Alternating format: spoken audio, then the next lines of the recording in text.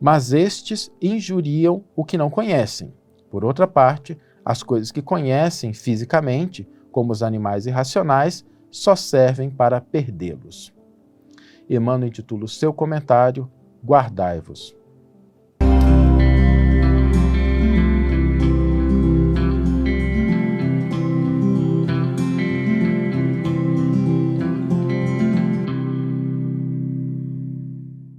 Olá, meus amigos, olá, minhas amigas, sejam todos muito bem-vindos ao nosso programa Reflexões com Emmanuel. E hoje nós vamos refletir sobre uma postura que normalmente a gente encontra no nosso cotidiano, que é a postura que as pessoas assumem às vezes de criticar, de reclamar, de ceder espaço ao pessimismo. E é interessante porque muitas vezes essa postura deriva de uma falsa compreensão de fatos e informações. No mundo em que nós temos as fake news, em que a quantidade de informações que circula pela internet, pelos grupos de WhatsApp é extraordinária, vez ou outra a gente acaba cedendo espaço para uma avaliação que não foi assim lá muito bem feita. A pessoa lê a headline, lê a primeira linha e aí já forma um juízo, estabelece uma postura e emite uma opinião. E eu acho isso interessante porque na minha época, quando eu cresci, a gente não tinha internet, que é uma bênção, que é extraordinária. Então a quantidade de informações que a gente tinha acesso era muito menor do que o que nós temos hoje. Na minha época, para você ter informações, você teria que comprar um jornal, comprar uma revista. Quem se lembra das revistas, dos jornais que a gente lia em papel, tinha que esperar a hora de chegar. Ou então telejornais que eram disponibilizados em horários específicos. Hoje não, hoje qualquer pessoa em casa pode emitir uma opinião, fazer uma avaliação de uma determinada situação e colocar isso na internet e eventualmente isso pode até alcançar pessoas do outro lado do planeta. Então o volume de informação que nós temos hoje é brutalmente superior ao que existia alguns anos atrás. E por isso é importante que a nossa postura seja uma postura de entendimento em relação ao que é que nós estamos recebendo, para que a gente não caia na ingenuidade, para que a gente não ceda espaço a, às vezes, uma coisa que não é lá tão verdadeira, ou uma avaliação enviesada, porque se a gente ceder espaço a isso, nós vamos somar energia, esforço com a desinformação, a gente vai somar energias, às vezes, com coisas que não estão corretas, e às vezes a gente acaba reclamando, criticando, menosprezando elementos que, na verdade, não tem nada a ver com aquilo, que uma leitura mais cuidadosa, que uma avaliação mais aprofundada, demonstrariam que os fatos, as informações verdadeiras, não são exatamente aquilo que está expresso naquela postagem que a gente está lendo, naquela informação que a gente recebeu. E esse cuidado ele é muito importante porque cada vez mais nós somos convidados a fortalecer o bem, a divulgar o bem, a criar elementos que possam contribuir com a paz, com o crescimento, com o progresso, e isso exige de cada um de nós, não que nós ignoremos os problemas, porque isso seria ceder espaço à ingenuidade, à negligência, mas que a gente possa lidar com problemas que sejam reais, com situações realmente que apresentem desafios, e mais importante, que a gente realmente entenda os limites da nossa informação sobre determinada situação. Para que a gente não caia nesse equívoco de fortalecer as fake news, de ceder espaço na nossa mente para informações que não são verdadeiras, para divulgar o mal, para reclamar, existem duas posturas fundamentais. A primeira delas é que nós precisamos conhecer o que nós conhecemos, saber o que nós sabemos, ter consciência de qual é o domínio que nós temos sobre determinada informação, sobre determinado campo do conhecimento, e esse é o primeiro ponto. Olha, sobre esse assunto eu conheço até aqui, entendo esses detalhes, já conversei com determinadas pessoas, já me aprofundei nesse aspecto, então conhecer o que nós conhecemos. E o segundo elemento é a gente conhecer o que nós desconhecemos. E aqui é onde mora o perigo, porque normalmente nós julgamos que sabemos muito mais do que o que de fato nós sabemos. às vezes a gente julga que compreende uma situação de uma maneira muito mais profunda do que aquilo que realmente nós conhecemos. Isso acontece em todas as áreas. E é curioso que exatamente esse conhecer o que se desconhece é o que conferiu a Sócrates a alcunha na sua época de o homem mais sábio de todos que viveu naquela época da Grécia Antiga. Vou aproveitar para a gente lembrar um pouquinho a história de Sócrates nesse aspecto específico, porque essa alcunha do homem mais inteligente, do homem mais sábio, não foi dada por ele mesmo. Isso foi dado por uma pitonisa, por uma médium, por uma vidente, utilizemos o nome que a gente quiser, mas na época era a pitonisa, era uma pessoa que visualizava coisas além do normal, e essa pitonisa que afirmou que Sócrates era o homem mais sábio que já existiu até aquele momento. E quando essa informação chegou para Sócrates, ele a estranhou. Ele fez uma avaliação do que ele era capaz de raciocinar, dos conhecimentos que possuía, e não entendeu por que a pitonisa havia estabelecido que ele era o homem mais sábio. E ele começou a conversar com outras pessoas, caminhar, porque na visão dele existiam homens muito mais sábios do que ele. Ele começou a perguntar para as outras pessoas sobre o que elas faziam, sobre o que elas conheciam, para justificar esse ponto de que, olha, ele não conhecia tudo. E ele procurou um político, inicialmente, e começou a conversar com o político. Olha, sobre o que você conhece, sobre o que é política. E o Sócrates percebeu que tinha muita coisa que ele, como Sócrates, não sabia sobre política e que ele acabou aprendendo com aquele homem que conhecia muito mais do que ele sobre aquele ponto. Só que aí a conversa seguiu e começou a entrar em outros campos de conhecimento que não a política, e aquela pessoa emitiu opinião, fez que sabia de coisas, e aí nessas outras coisas, fora do campo de expertise dele, fora do campo da política, as opiniões dele eram ingênuas. E Sócrates percebeu que aquela pessoa entendia de política, mas não entendia de outras áreas do conhecimento, muito embora julgasse que entendesse.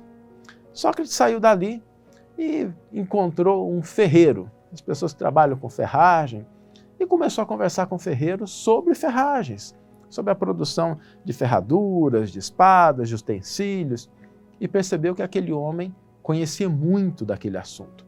Era um especialista. Sócrates aprendeu muita coisa com ele. Só que, a exemplo do primeiro, quando a conversa se direcionou para outros temas, o ferreiro continuava emitindo opiniões como se ele dominasse esses outros campos do conhecimento com a mesma profundidade daquele em que ele era realmente um expert. E acabou dizendo muitas coisas que não faziam sentido. Sócrates continuou a sua peregrinação e encontrou um homem que cuidava de cavalos e começou a conversar com ele sobre a criação de cavalos. E ele percebeu que aquele homem conhecia profundamente o assunto. Sócrates aprendeu muito com ele. Só que a conversa, quando derivava para outros temas, o criador de cavalos tentava demonstrar o mesmo conhecimento, a mesma postura que ele tinha sobre a criação de cavalos com os outros assuntos que ele não dominava tão bem. E por essa razão, Sócrates, depois de ter conversado com muitas e muitas pessoas, chegou à conclusão de que o que o diferenciava em relação às outras pessoas, e que talvez essa fosse a razão pela qual a pitonisa do templo de Delfos teria dado a ele essa alcunha de homem mais sábio, é que ele sabia o que ele não sabia. Ele conhecia a própria ignorância. Ele entendia que determinados assuntos ele não era um especialista. Ele não conhecia em profundidade e por isso ele não tentava se arrogar à posição de conhecedor, agir com vaidade, às vezes com orgulho e emitir opiniões sobre aquilo que ele desconhecia. Então, o que caracterizava Sócrates como o homem mais sábio não era o volume de coisas que ele sabia, mas efetivamente a sua consciência sobre aquilo que ele desconhecia. E a gente pode utilizar o exemplo de Sócrates para tomar posturas mais sábias no nosso dia a dia.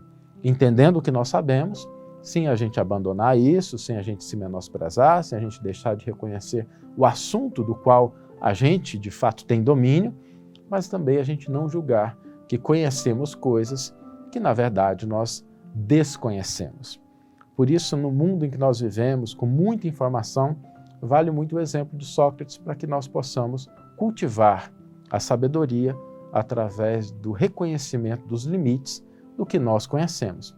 Porque quando a gente reconhece esses limites, a gente age no sentido de buscar informação, de entender um pouco mais, e não simplesmente de emitir opiniões que muitas vezes vão se mostrar lá na frente equivocadas, erradas e que podem ter contaminado muitas outras pessoas por um ato, às vezes, de negligência da nossa parte, um ato que a gente cometeu que não devia tomar cuidado com ele.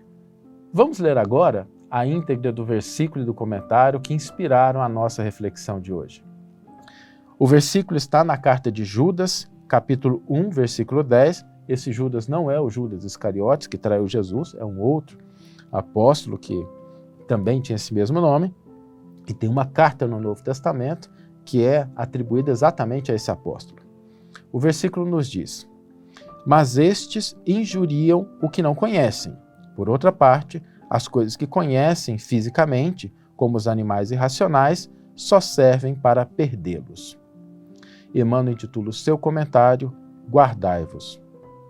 Em todos os lugares, encontramos pessoas sempre dispostas ao comentário desairoso e ingrato relativamente ao que não sabem. Almas levianas e inconstantes não dominam os movimentos da vida, permanecendo subjugadas pela própria inconsciência. E são essas justamente aquelas que, em suas manifestações instintivas, se portam, no que sabem, como irracionais. Sua ação particular costuma corromper os assuntos mais sagrados, insultar as intenções mais generosas e ridicularizar os feitos mais nobres. Guardai-vos das atitudes dos murmuradores irresponsáveis. Concedeu-nos o Cristo a luz do Evangelho, para que nossa análise não esteja fria e obscura. O conhecimento com Jesus é a claridade transformadora da vida, conferindo-nos o dom de entender a mensagem viva de cada ser e a significação de cada coisa no caminho infinito. Somente os que ajuizam acerca da ignorância própria, respeitando o domínio das circunstâncias que desconhecem, são capazes de produzir frutos de perfeição com as dádivas de Deus que já possuem. Uma bela página de Emmanuel, nos alertando em relação a esse cuidado que nós devemos mais do que nunca, numa atualidade em que nós dispomos de acesso a muitas informações, ter uma postura mais madura diante daquilo que chega aos nossos olhos. E o desafio de hoje, terminamos sempre a nossa reflexão com uma proposta para colocar em prática aquilo que o Evangelho nos convida a refletir. O desafio é a gente exercitar um pouquinho o nosso conhecimento sobre aquilo que desconhecemos. Antes da gente divulgar uma coisa, antes da gente emitir uma opinião, antes da gente criticar, antes da gente maldizer, principalmente sobre as posturas negativas em relação ao outro, em relação a pessoas, circunstâncias, vamos avaliar um pouquinho se nós já dominamos todos os elementos daquela circunstância, se a gente já leu o suficiente, se a gente já cotejou várias informações, ou se a gente está baseando a nossa informação simplesmente numa headline, ou pior, numa opinião alheia, que pode também estar equivocada.